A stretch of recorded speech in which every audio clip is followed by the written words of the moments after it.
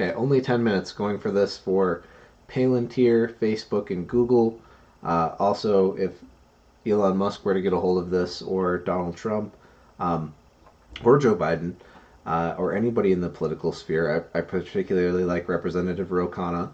But moving on, this is what the model of the future is going to be. There's going to be a complex set of relationships between how we build libraries and complex library articulation that requires major market verticals. How are we going to manage something like how we build the modern transaction system is what this set of slides goes through. But how are we going to build something like that and manage it if we aren't organizing by vertical? There are all kinds of things that you can do with an organization strategy like this. You can standardize end of day reporting and logging strategies. You can get it down to the point where you realize the best core infrastructures are to go after something called an active plate system. And so you create this active plate, and you might have holds that you have relevant to a gun control that you would want to hold potentially there. And so there are different data structures for that, but ultimately you need a system that can talk about how you build this infrastructure in elaborate detail, and that's what strategic pivot is. Strategic pivot is meant to be this joint managed vertical right here between the social medias, and that's how you manage all these other central architectures, whether it's these ones on this side or these ones on this side. Now, some of these they kind of exist in the marketplace already. Like Reed Elsevier does a lot of stuff for legal records. They do some stuff for finance too, but that's more in credit scoring. This doesn't affect that. It does affect how different police stations could potentially access records, and so there might be a different way that they could build their products potentially, and this might reduce their costs and make them more profitable if they understand this plan. And so that's a useful thing for them to understand there. But again, these are the kinds of things that emerge in markets and can change and impact businesses, and that's everything that's being talked about here in this presentation, which is all about C-SPAN. It aired April 15th, and it's strengthening global development through and financial cooperation. And I could play this where they talk about how this is the most critical set of things that repeatedly come up in government. That's one of the reasons. That's what I want to link here to now. Is this logo. This logo is all about, and I put it on here with this capitalism and communism sort of reference here because this is what I believe is the swords to plowshares reference that ends war. And it's interesting that strategically pivoting into the opportunities of the future also has this swords to plowshares. So the mission statement of the organization, Swords to Plowshares, has the same acronym, general acronym, strategic pivot, SP, Swords to Plowshares. And so I like that logo, and I give it a Damascus steel effect to the best of my ability with the graphics technology I have, because that was an interesting point in history where Damascus steel was a rarely produced form of crucible steel that we couldn't reproduce then for a period of time because we lost the ability to produce it. Now maybe there's some form of experimentation there and they didn't necessarily know, but that's debatable because there was a lot of the steel that was produced for a long time, and so they obviously knew how to build this, and it was maybe they didn't know exactly how they were succeeding at it, but they were able to reproduce this for a long period of time, and then it was lost to history. And so there are things like this that have set us backwards in time. Another one of these is calculus. The discovery of calculus actually happened by Archimedes, but Newton is given credit for it. Archimedes technically had the concepts down for calculus 1500 years approximately before Newton, but this was lost because of things with our history. And anyway, so focusing on progress is very important. That's the moral of the story there. And so there's some different reasons why I picked that logo. But all of the things that we're talking about, modifying these systems, what is the best set of infrastructure for us to invest in? Is it an active plate and an identity-based records access transactions? That's what I argue it is. It's going to be about, because if you move in this records access transaction tech direction, you might be accessing financial record information, and those are best to consolidate through an identity product.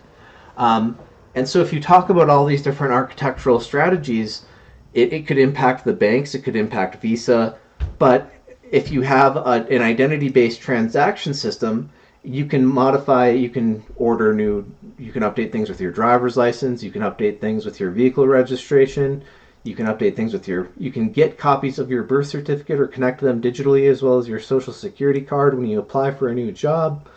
There are these things that can all happen in the background automatically with your identity product if we're talking about how to build this such that you have your identity transaction, you have your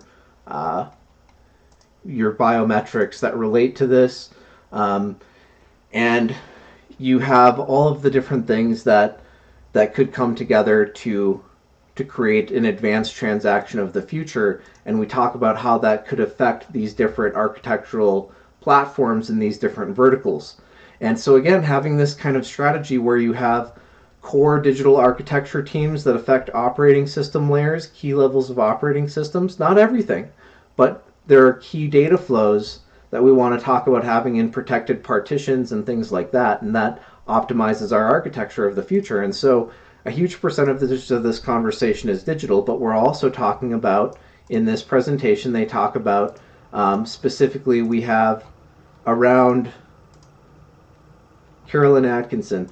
We give lots of money to Samsung to start a new factory somewhere. We could probably find a better way to apply that money. There's so many quotes in this presentation. The private sector, maybe that is the new world. The private sector, the government's a multilateral, and the multilateral development banks, which I basically say the private sector, the governments, and the investment.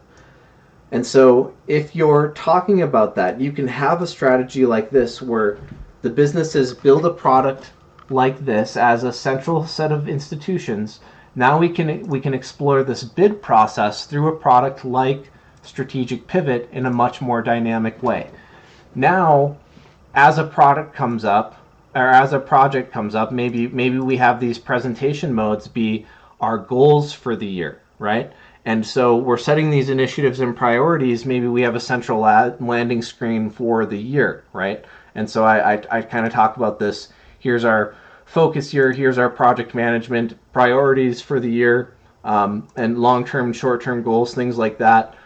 There are different ways we can build that navigation, but ultimately we're going to be exploring the issue if we can relate who's talking about that issue to some level of skill, more than just a college degree. That opens up that conversation. I'm coming up on 8 minutes here. This is the whole point of an advanced government of the people, though, is being able to zero in these conversations in this way, creating something called linked content systems.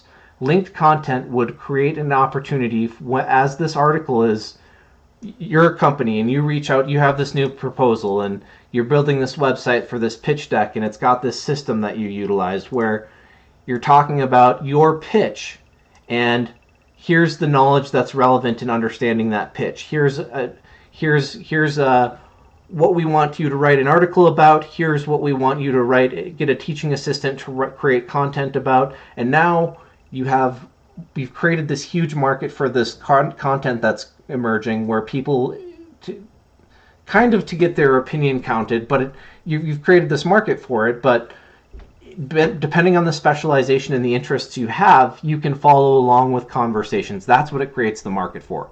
For everybody's opinion matters. What are you doing to make your opinion matter? Do you care about the opinions of others? Do you care about the pitch that's happening in the world today?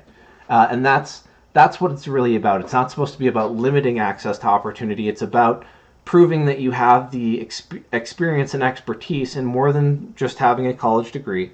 Because you're never going to have the emerging content be part of a college degree. It's always going to be the emerging content. And so that's one of the things that is talked about in this presentation on emerging finance by one of the spokespeople who was a former vice president of the World Bank, who is essentially saying it's industrial policy. That's a huge percentage of what it is. When the banks when the governments are dumping huge amounts of money into something, then it's industrial policy and that's what she's talking about, is, you know, there's probably a better way we could do this than giving lots of money to Samsung. What's the better way of doing that? Well, you still have the companies trying to market their stretch goals. You do it through something like strategic pivot, and then they're talking about what they're trying to develop. And here I'm talking about RSA advances and this crazy improvement to the grid. And I've talked about some of that in that presentation. And so if you're going to talk about this crazy improvement to the grid, how do you have access to that as an individual citizen? And if you're one of those government businesses, you can set yourself up in such a way where you're fielding other people who have ways of moving you forward. And you're trying to use that as a negotiation strategy to further move your company forward. Well, we think that we can help you move this forward in this way with our team. We think we can do it in this way. What do you think you can come up with? And you have everybody have this kind of competition for what they can come up with, and you can create a huge market economy around this in these types of additional partnerships up here, where I talk about workforce heroes or micros, dirty jobs, The Apprentice with Donald Trump, where you're talking about in The Apprentice you have people competing for a specific job. Well, in our economy you have people competing over how to solve this problem for the government. And you can get into really nice put together pages where I talk about this in different ways. And I don't have this page working like it used to with its old videos, but you can click on these links and you can get to some of my other relevant videos here, and you can see what I'm creating specific to this page here. And so that's, if you always go to my latest videos, you can see these more recent videos that I'm talking about, and there'll be more active videos there soon. But that's what strategic pivot is. That's what we're trying to get accomplished for the world, is this set of strategies. And in closing, if we organize in these ways, then we can get the world up and running, chasing after different issues. And I close this, but let's one more time look at that page and just think about, as we have this set of strategies with these core market verticals, and we're trying to power features through an objective like strategic pivot to bring conversations into focus, and education companies can help to split their costs for their infrastructure, which helps Google's model with YouTube, because it's a further way of breaking apart the monetization of a platform like Google. So again, this protects Google, this protects some of their accounting strategies and operating costs. There's a way that they can work with that. But we're creating this opportunity for the social medias to work together and not have a monopoly, because they're working on implementing this together. And so you can have different social media profiles tie into this and be what powers your interaction with this brand, and you can have different competition for how this interface is perfected, but you still have these same core components, and so you launch that in a way, and you let that evolve in a way where it can, over time, companies have access to that. And through this sliding equity system, that's the key thing that I want to close on here, just under 15 minutes in this video. The sliding equity system, talked about at 14 minutes here, is how you get companies to work together on these core infrastructures. If each one of these central entities is profitable in and of itself, but the core companies driving it to optimal levels are able to weigh in on the budgeting decisions for the departments and some of the operating cost decisions, which drive the profitability of each central layer itself. So they're managed effectively like a joint operated subsidiary. There's this bet that the companies working together, this 50% that's held publicly, because each one of these entities, this overall objective is 50% held by the parties holding the national debt. And it's this continuous improvement paradigm tied together through this set of objectives that the social media implement together, which enable us to manage all these other infrastructures to optimal levels together, because we can talk in detail about how we feather things together through a system like this. through the incremental skill relationship and bringing the conversation into focus through this system, think content system. Again, just over 15 minutes now. Through that system, you can manage all these infrastructures together. So 50% of the sliding equity is managed by the companies powering each of these verticals to optimal levels. In universal product coding and identity products, it gets a little confusing because the accounting features power these identity products, and the universal product coding features technically power the point of sale systems and the warehouse management systems. And so that's the primary separation that you would look at between those markets. But there are some debatable concepts there, just like there are in any political model or geopolitical construct. But that's what we're looking at there, is ways of best organizing our strategy, ways of opening up that access through a strategy like strategic pivot, bringing the conversation into focus, exploring that bid process. And just at 16 minutes now, I think I've covered everything that really needs to cover. I'm sorry that's a long video. It's a lot to absorb. Bringing the conversation into focus, a split set of operational strategies for social media to share that infrastructure. That's what strategic pivot is. And then there are other because that's a major voice of our people architecture, and then access to these other key architectures would affect these markets. Having this overall initiative together is how you approach the national debt. It's how you approach having governments more similar to one another. It's how you approach world peace. It's probably the most big deal set of things you could possibly consider succeeding at for the world. There's a way to do this, for sure. Thank you. I look forward to serving. Thank you for considering this presentation.